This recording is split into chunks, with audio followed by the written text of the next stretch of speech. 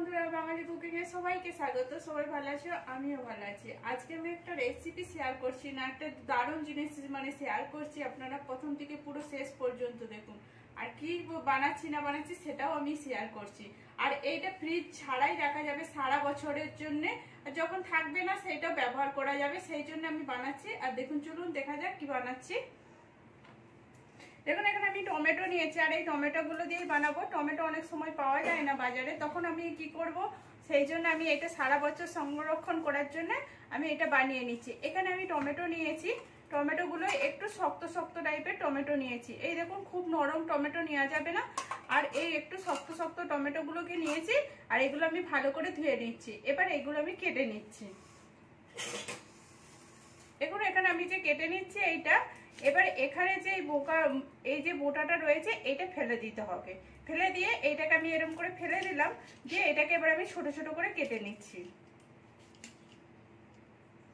আর এইটা খুব শক্ত হলেও ভালো টমেটোটা হতে হবে, আর ভালো কোয়ালিটির টমেটো হলে তবেই জিনিসটা ভালোভাবে থাকবে, না হলে কিন্তু খারাপ হয়ে যেতে পারে।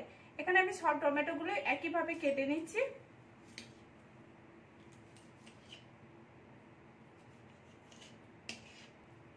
এখানে আমার টমেটো গুলো সব কাটা হয়ে গেছে। আর এখানে অবধি যে সকল বন্ধুরা দেখেছেন প্লিজ একটা লাইক দিয়ে দিবেন। নতুন বন্ধুদের জানাচ্ছি, আমার যদি ভিডিওটা একটু অংশ ভালো লেগে থাকে সাবস্ক্রাইব করে পাশে থাকবেন। পুরনো বন্ধুদের অসংখ্য ধন্যবাদ, এইভাবে আমার পাশে থাকুন। এখানে আমি টমেটোটা পুরোটাই কেটে নিয়েছি। এবার চলুন কি করেছি না করছি এটা। এখানে একটা কড়া বসিয়ে নিয়েছি। এবার আমি এখানে কোনো তেল দেবো না, জল দেবো না। আমি এবার এর মধ্যে আমি টমেটো গুলো দিয়ে দিচ্ছি। এখানে টমেটোগুলো দিয়ে আমি একটু নেড়ে নিচ্ছি। এখানে হালকা নেড়ে নিলাম। এবার আমি এটার জন্য কালার আসার জন্য আমি একটু বিটরুট দিয়েছি, হাফ বিটরুট নিয়েছি, সেটা আমি কেটেছিলাম, সেটাও আমি দিয়ে দিলাম এর মধ্যে। খুব সুন্দর কালার আসার জন্য আমি দিলাম। আর এখানে টমেটোগুলো কিন্তু শক্ত টাইপের নিতে হবে, আর একটু লাল লাল নিতে হবে। এবার এইটাকে আমি একটু নাড়বো, 2-3 মিনিটের মতো আমি একটু নেড়ে নিচ্ছি। এখানে আমি 2-3 মিনিটের মতো নেড়ে নিয়েছি। এবার আমি এখানে 1 চামচের মতো ভিনিগার দিয়ে দিচ্ছি।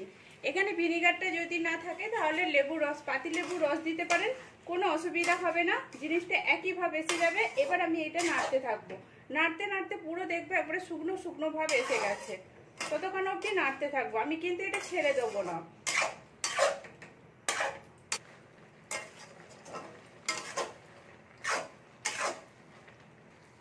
এখানে এটা আমার পুরো শুকনো হয়ে গেছে। এই দেখুন, কোনোভাবে জল নেই, এটা পুরো আমার এখানে মাখো মাখো টাইপের মতো হয়ে গেছে, মানে এটা আমার পুরোটাই হয়ে গেছে। এবার এটাকে আমি গ্যাস বন্ধ করে দিচ্ছি, দিয়ে আমি এরকম একটা থালাতে তুলে নিচ্ছি। এই দেখুন, থালাতে তুলে আমি এটাকে পুরো চাড়িয়ে দিচ্ছি, ভালোভাবে পুরো চাড়িয়ে দিচ্ছি। আর এইটা রোদে দিয়ে দিতে হবে, রোদে যতটা ভালো শুকনো হবে ততটা ভালো গুঁড়ো হবে। আমার যতটা ধরছে আমি ততটা ভাবে দিয়ে দিচ্ছি। এখানে আমি দুটো থালাতে তুলে নিয়েছি, আর এইটাকে আমি পুরো ভালো করে চাড়িয়ে নিচ্ছি, পাতলা করে। যতটা পাতলা করে হবে তাড়াতাড়ি শুকনো হবে, সেই হিসাবে আমি পাতলা করে এটাকে আমি পুরো ছাড়িয়ে নিচ্ছি। আর এই দেখুন, এটা পুরোটাই হয়ে গেছে। এবার শুকনো হয়ে গেলে আমি দেখিয়ে দেবো কেমন হয়েছে না হয়েছে। এখানে আমার এগুলো সব শুকনো হয়ে গেছে, টমেটো গুলো পুরো। এবার আমি এটাকে হাতে করে তুলে নিচ্ছি। এই দেখুন, পুরো ভালো করে শুকনো গেছে। এগুলো আমি এবার তুলে নিচ্ছি হাতে করে। এবার হাতে যদি না তোলা যায়, ছুরি কিংবা খুন্তি দিয়ে এরকম করে তুললেই তুলা উঠে যাবে। আমি সবগুলো তুলে নিচ্ছি আগে। আমি সবগুলো তুলে নিয়েছি। এই দেখুন, আমার তুলা হয়ে গেছে, আর এগুলো কত সুন্দর শুকনো হয়েছে। এবার আমি একটা মিক্সার জার নিয়েছি, এর মধ্যে আমি সবগুলো ভরে দিচ্ছি।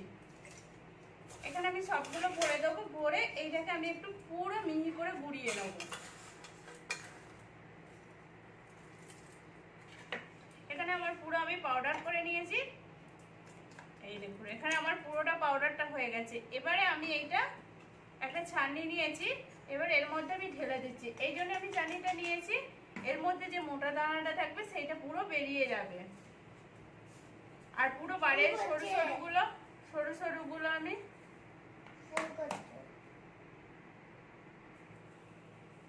এখানে আমি এগুলো পুরো ভালো করে চেলে নিচ্ছি। এই দেখুন, এখানে আমার মোটা দানাগুলো আছে, এই মোটা দানাগুলো আমি সাইডে রেখে দিচ্ছি।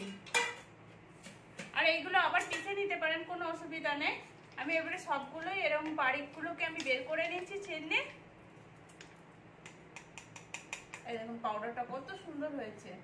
আর যতটা বারিক হবে ততটাই দেখতে খুব সুন্দর হবে।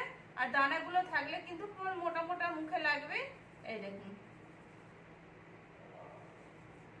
এখানে আমার সবগুলোই পুরো চালা হয়ে গেছে। এখানে পুরো টমেটো গুঁড়োগুলো কত সুন্দর হয়েছে। এবার এইটা আমি একটু শিশিতে ভরে নিচ্ছি। একটা কাঁচের শিশি নেবেন, কাঁচের শিশিতে ভরে নিলে খুব সুন্দর থাকবে। আর এটা সারা বছর ধরে পুরো রয়ে যাবে, কোনো অসুবিধা হবে না আর কোনো খারাপও হবে না। এরপর আমি এখানে তুলে নিচ্ছি পুরোটাই। এখানে আমি কিন্তু শিশিতে ভরে নিয়েছি। এই দেখুন শিশিতে ভরা হয়ে গেছে। এবারে আমি এটা ঢাকন দিয়ে এঁটে দিচ্ছি। আর এই ঢাকনটা আমি আঁটবো যখন, এটা যেন ভালোভাবে আঁটা যায়, যেমন লুজ কোনোভাবে না থাকে। লুজ থাকলে কি হয়, হাওয়াটা লেগে গেলে তখন জিনিসটা খারাপ হয়ে যাবে, তখন সারা বছর আর থাকবে না। ওই জন্য আমি এটা ভালো টাইট ভাবে সেরকম হিসাবে আমি শিশিটার মুখটা এঁটে দিলাম। আর এটা সারা বছর ধরে রয়ে যাবে, খুব সুন্দর থাকবে, খেতেও ভালো লাগবে। যে টমেটো গুঁড়ো দিলে যে এত সুন্দর পাউডারটা হয়, সেই দেখুন কত সুন্দর হয়েছে।